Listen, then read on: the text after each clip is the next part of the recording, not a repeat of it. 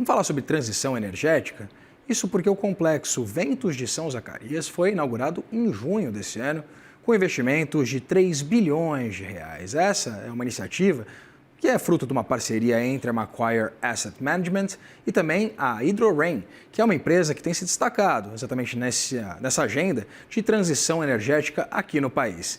E sobre isso converso agora com Marcela Jacobi, que é head da Hydrorain, que eu tenho o prazer de receber aqui no estúdio do CNN Money. Seja muito bem-vinda.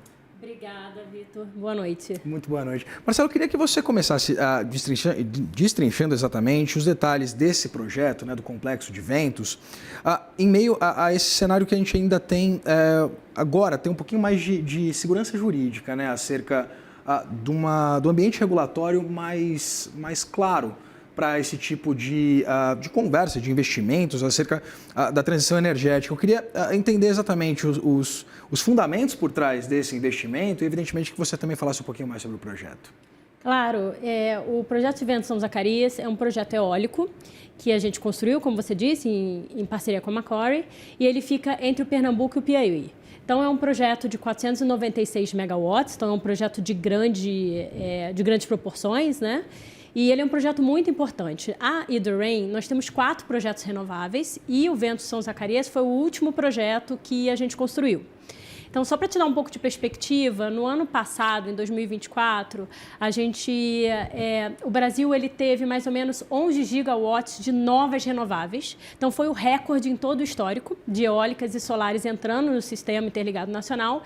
E a Hydrorain foi responsável por 1/4, são 24% desses projetos foram feitos pela Hydrorain. Entre usinas solares, a gente tem 3 solares e a única eólica que a gente tem é essa de Ventos São Zacarias.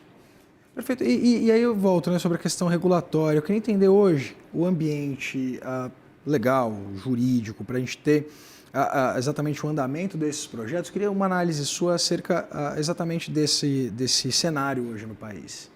A gente tem, o Brasil, né, é um país que a gente tem toda essa riqueza natural, né, tanto de vento quanto de sol, né. Nós somos uma das melhores lugares do mundo, eu acho que um dos primeiros, tanto em eólico quanto solar e em recurso.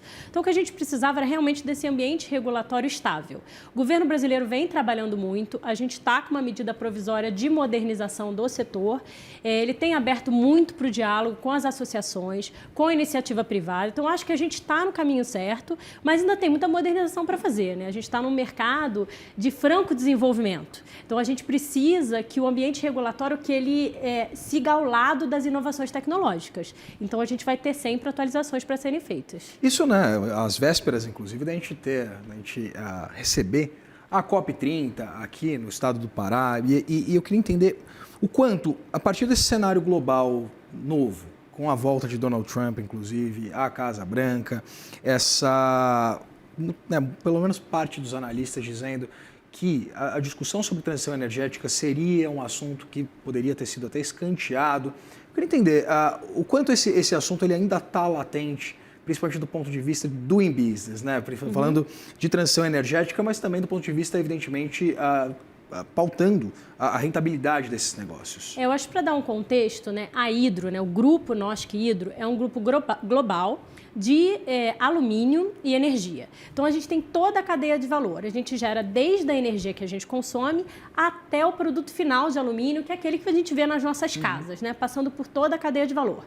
Então, quando a gente tem uma ambição muito grande em termos de redução de carbono, a despeito da política que está sendo feita mundialmente, nós temos metas agressivas que a gente quer entregar para a sociedade. A gente tem uma meta de redução de 30% até 2030, que já estamos bem próximo de atingi-la já em 2025 e net zero em 2050. Então, isso faz parte de uma agenda da companhia a despeito das políticas mundiais. Isso é uma ideia muito forte dentro do grupo e que a gente acredita muito na transição energética e na redução da pegada de carbono como um todo no mundo.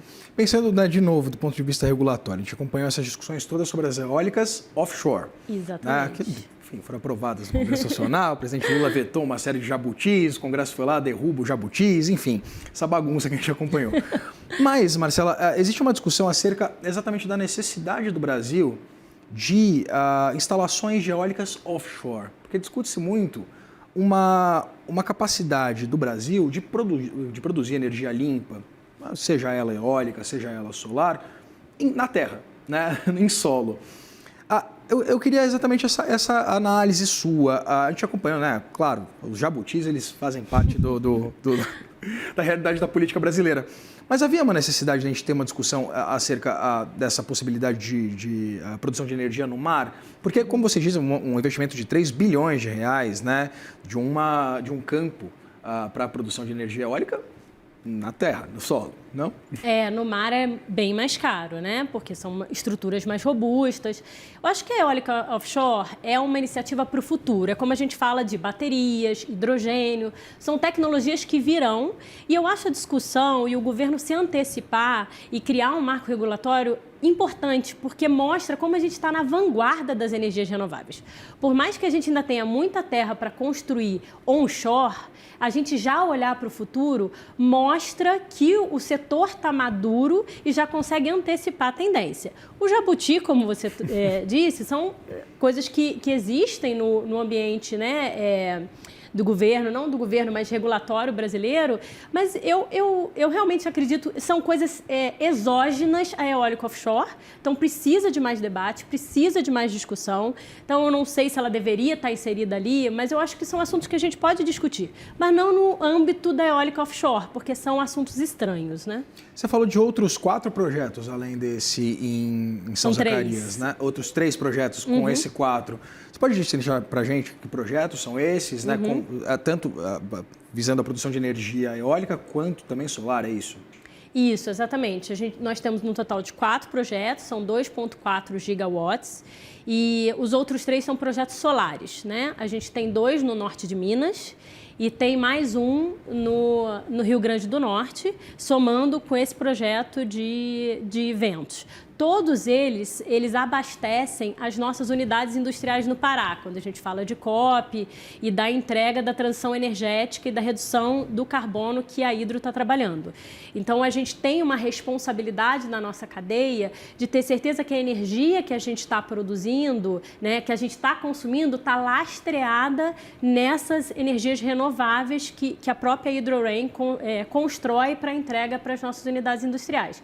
Então, é uma política da Hidro de realmente entender toda a sua cadeia de valor e permitir que a gente rastreie a pegada de carbono do início até o final. Isso é muito interessante porque a gente pode parar para pensar também, Marcela, do ponto de vista de economia, né? Porque a gente está falando desse projeto, por exemplo, de um investimento de 3 bilhões de reais, mas enquanto essa economia de energia também fruto de fontes não renováveis, por exemplo, em quanto tempo isso se paga?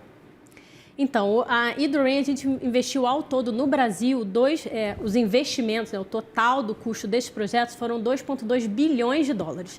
3 bilhões de reais foi esse projeto específico e a gente ainda tem os outros. São projetos, eles são economicamente viáveis. A energia renovável no Brasil, ela tem uma realidade que ela não precisa brigar para ser economicamente viável. Ela é muito competitiva para a indústria também. Então, a gente está comprando uma energia renovável que, além de ela ter menos impactos de carbono, ela é economicamente viável, que eu acho que é a essência da transição energética. É você fazer mais com menos, mas permitir uma viabilidade econômica dos investimentos. Então, tanto na ponta do consumidor quanto do gerador, ele tem retornos de investimentos interessantes. E aí, pensando exatamente no Brasil como um possível protagonista nessas discussões acerca da transição energética como um todo, queria entender se você vê o Brasil estruturado, bem posicionado, para tomar frente dessas discussões, inclusive como um bom exemplo, né, de boas soluções encontradas tanto, evidentemente, pelo poder público, né, por meio de regulação, por meio de discussão de projetos legislativos, quanto também pelas práticas do próprio setor privado. Eu acho que a gente está num momento e a gente está num lugar ímpar aqui no Brasil. A gente tem os melhores recursos e a gente tem uma vontade política, uma vontade da iniciativa privada de produzir produtos mais verdes. Então, eu acho que o Brasil, ele tem uma capacidade de atrair investimentos, como o investimento da Hidro, de empresas que têm essa preocupação verde, essa preocupação de carbono, essa preocupação de transição energética para o Brasil. Então, eu acho que a gente tem um momento agora que o governo pode utilizar, com todo o arcabouço regulatório que está aí, para atrair a indústria que quer produzir produtos de baixo impacto ambiental. Isso você diz atração, inclusive, de empresas estrangeiras. Eu acho que principalmente. Isso é muito interessante porque discute-se bastante exatamente essa perda de oportunidade. Né? Foi aquela frase que o Brasil não perde oportunidade de perder oportunidades. E aí, é por isso que eu perguntei exatamente da estrutura e novamente, né, sobre a preocupação principalmente do setor privado acerca da chamada agenda ESG. Porque né, discute-se se esse seria um assunto já passado, se não. Só que, principalmente os investimentos, eles na verdade têm uma duração, né, os planejamentos, eles são a longo prazo. E aí, te faço uma outra pergunta. Onde é que, a partir do momento, né, que a empresa ela tem essa perspectiva de, inclusive, zerar a pegada de carbono em pouquíssimo tempo, mas onde é que a gente se vê enquanto nação, enquanto setores, né, tanto o setor público quanto o setor privado, daqui a 20, daqui a 30 anos? Eu acho que essa pergunta a gente precisa responder agora, né? A gente tem toda essa ambição de net zero em 2050, então a gente tem todo um plano de transição, mas muitas das tecnologias que ainda são incipientes, que ainda estão em desenvolvimento, como o hidrogênio verde, eu acho que eles vão vir agregar. Eu acho que é difícil você dizer que no mundo a gente já tem tecnologias que vão levar a indústria. Hoje eu já sei o que vai me levar para o zero carbono, né? Para o net zero.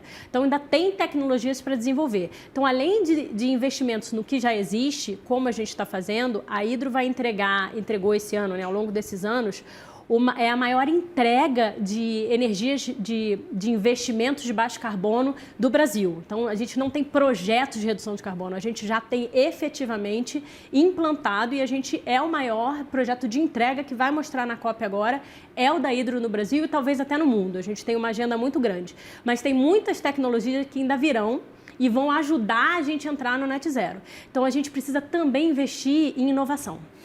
Que a gente continue, né, com essa agenda positiva, muitas discussões muito importantes para o país. Eu conversei aqui com Marcela Jacob, que é head da Hidrorain, a quem eu agradeço por essa oportunidade de a gente bater o papo aqui no Fechamento de Mercado. Muito obrigada. Boa noite. Boa noite, até mais.